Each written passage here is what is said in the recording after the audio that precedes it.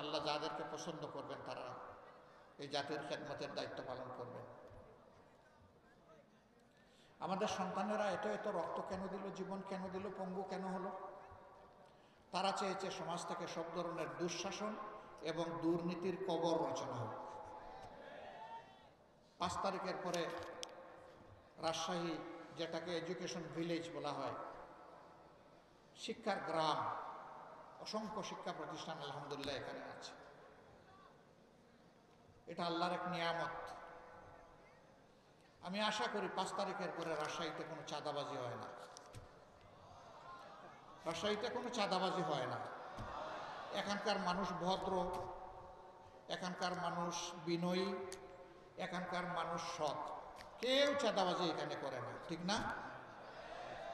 এখানেও চাঁদাবাজি হয়, এখানেও ফুটপাত দখল হয়, হাট বাজার, বালুমহাল, জলমহাল, বিভিন্ন যানবাহনের স্ট্যান্ড, সবগুলাতে দখলদারি হয়।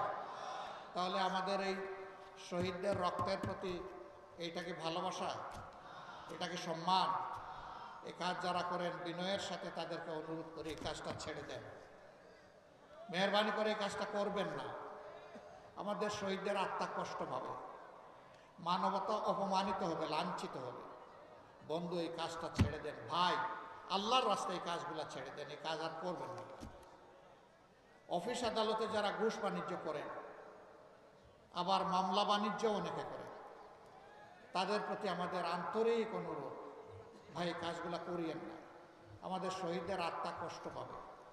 আর আমাদের জীবন্ত সন্তানেরা যারা শহীদ হওয়ার নিয়ত করে গড় থেকে বের হয়ে রাস্তায় সেদিন লাখো লাখো সন্তান, কোটি কোটি সন্তান নেমেছিল, তারা অন্তরে বড় কষ্ট পাবে। তাদেরকে কষ্ট দেবেন না মেহেরবানি। তবে যদি আমাদের এই বিনয়ী অনুরোধ কেউ না মানে, তাহলে তাদের